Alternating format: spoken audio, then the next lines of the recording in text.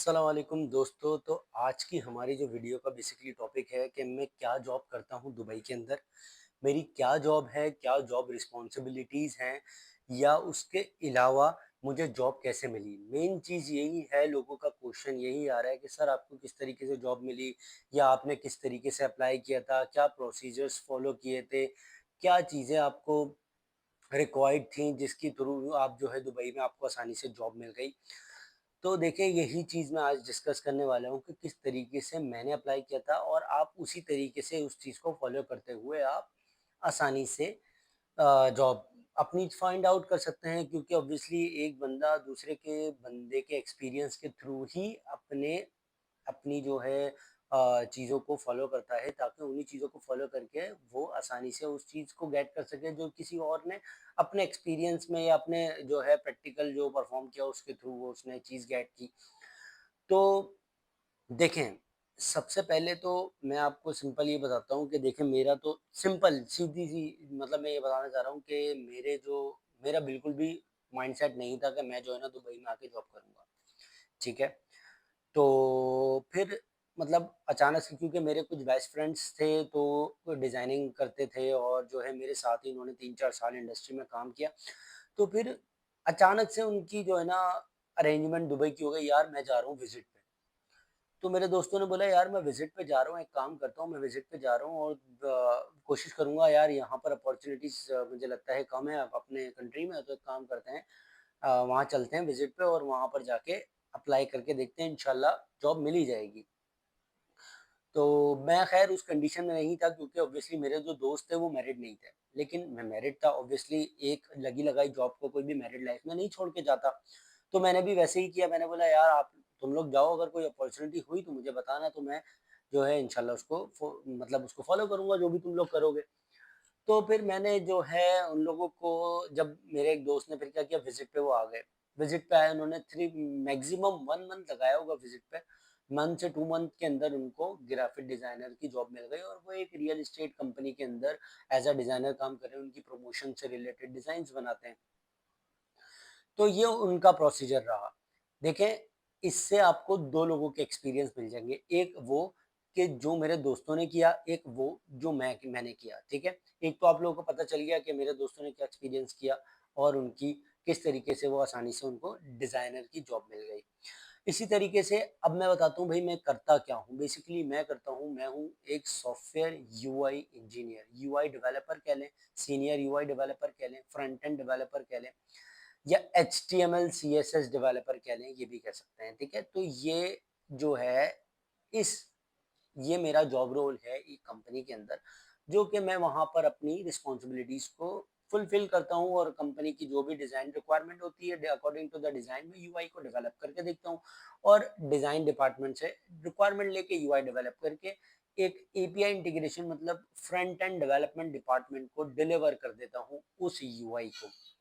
So this is only the responsibility in my company, what I have been doing in my company. तो ये वो responsibilities हैं जो कि मैं कर रहा हूँ, ठीक है? सो ये मुझे आपसे शेयर करना था। Now you will easily understand what is my responsibility and मैं आगे क्या चीज़ें डिलीवर कर रहा हूँ और क्या स्किल सेट मेरे पास है और किसके थ्रू मैं यहाँ पर मौजूद हूँ।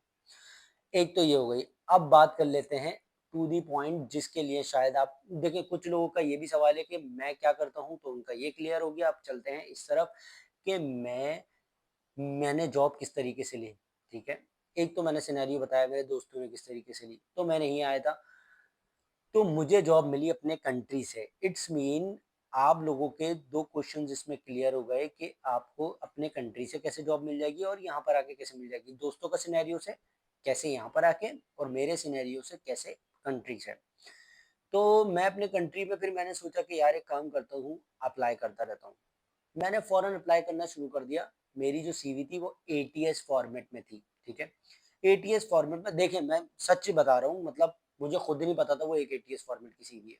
ये मुझे बाद में पता चला कि भाई वो मेरी जो सीवी थी एटीएस फॉर्मेट में थी और एटीएस फॉर्मेट की सीवी को ज़्यादा कंसिडरेशन की जाती है और मैंने किसी सीनियर प्रोफाइल बंदे से वो अपने लिए एक सीवी ली थी और उसके अंदर अपने डेटा को पुट ऑन करके आगे मूव फॉरवर्ड किया था। समझ गए? मैं भी यही लोगों को आप लोगों को गाइड करता हूँ। अगर मेरी सीवी आप लोगों को चाहिए, आप मेरे साथ लिंक्डइन पे कनेक्ट हो, मैं आपसे अपनी एक्सपीरियंस सीवी शेयर करूँगा। आप उसमें अपना डेटा पुट ऑन करें और अपनी सीवी को फॉरवर्ड कर सकते हैं। देखिए, मुझे यहाँ पर बहुत सारे प्लेटफ़ॉर्म्स हैं, नौकरी गर्ल्स है, डूबिज़ल है और बेट है, लेकिन मुझे कहाँ से मिली जॉब? देखिए, मुझे सिर्फ़ जॉब मिली लिंक्डइन से। इसका मतलब स्ट्रॉन्गेस्ट जो रिक्रूटमेंट प्लेटफ़ॉर्म है, वो लिंक्डइन ही है, ठीक है? ऐसा नहीं है कि बाकी जो प्लेटफ़ॉर्म है, वहाँ से आपको जॉब नहीं मिलेगी, वहाँ से भी है, लेकिन मुझे जहाँ से मिली, मैं अपना एक्सपीरियंस शेयर कर रहा हूँ, ठीक है? तो लिंक्डइन वो जगह है, जहाँ से मुझे जॉब मिली, ठीक है? और मुझे जैसे ही जॉब मिली, किस तरीके से मिली कि देखें मैंने मतलब अंधाधुंध रोज़ाना 5, 6, 7 सीवियाँ फेंकता था मैं, ठीक है? अब मुझे ये पता चला उससे एक्सपीरियंस हुआ कि जब मैं रोज़ाना सीवीज़ डाल रहा हूँ, तो उसके बाद जिस कंपनी ने मुझे कंसिडरेशन में लिया, वो एक कंसल्टेंट कंपनी थी। इसका मतलब अगर मुझे ये पता होता कि कंसल्टेंट कंपनीज़ में अप्लाई करना है, तो शायद मुझे रोज़ाना 5-6 नहीं भेजनी पड़ती, मैं शायद एक ही हफ्ते के अंदर 10 कंपनीज़ को ही भेजता, तो शायद मेरे पास अपॉर्च्युनिटी आ जाती। इसका मतलब है कि आपको इस वीडियो से ये भी सीखने को मिला कि आप you have to find the consultant company, तो आप उस पोजीशन पर अप्लाई कर सकते हैं जो भी आपका जॉब रोल है related to the tech industry, related to the digital marketing, related to any kind of field, ठीक है? तो आप आसानी से अप्लाई कर सकते हैं। This is how I apply, ठीक है? तो मैंने इस तरीके से अप्लाई किया अंधा, मतलब मैं मेरी कोई सोच नहीं थी कि मैंने किस टारगेट और किस कंपनीज में अप्लाई करना है, बट रिजल्ट मुझे कहाँ से मिला ये मैं आपको बता रहा हूँ। फिर आप उस रिजल्ट पे अगर फोकस करेंगे तो आप मतलब अपनी रोजाना की जो वर्किंग है उसको ज़ाया नहीं करेंगे, डायरेक्ट उसी रिजल्ट पे काम करेंगे जो मैंने जिस पे मैं मुझे अपॉर्चुनिटी मिली। तो वो मुझे मिली एक consultant company. So now you have to find the consultant company, then you can easily apply in that company because that companies are hiring for the third party companies, जिन कंपनीज को employees की जरूरत होती है, ठीक है? मतलब वो companies, those companies are hiring for the third party companies जो कि आपकी आसानी से आपको अपॉर्चुनिटी दिलवा सकती हैं। इसका मतलब वो खुद भी अपॉर्चुनिटी दिलवाती हैं और अपॉर्चुनिटीज को दूसरी कंपनीज के लिए एम्प्लॉय को फाइंड आउट करके देती हैं, ठीक है?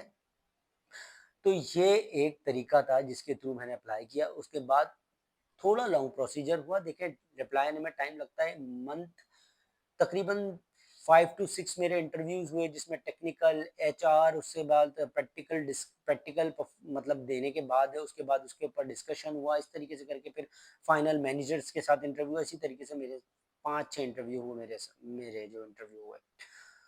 और उसके बाद फिर देखें हायरिंग में मुझे तकरीबन 1 से 2 महीना लग गया। मतलब जो 1 मंथ का जो फर्स्ट प्रोसीजर था वो डॉक्यूमेंटेशन रिक्वायरमेंट, डॉक्यूमेंटेशन कलेक्शंस, मैंने फिर डॉक्यूमेंटेशन उनको सेंड करी, फिर उन्होंने उन पर अप्रूवल हासिल किया, उन्होंने उस पर अटेस्टेशन का कहा, फिर मैंने अटेस्टेशन के लिए गया। मतलब मेरी तरफ से भी कुछ चीज़ें मिसिंग थी तो मैंने अटेस्टेशन करवाई, जिसकी वजह से मुझे 150 बंद लग गया। तो मैंने यही एक्सपीरियंस आप लोगों से शेयर करना था। दिस इज़ मतलब हाउ आई अप्लाइड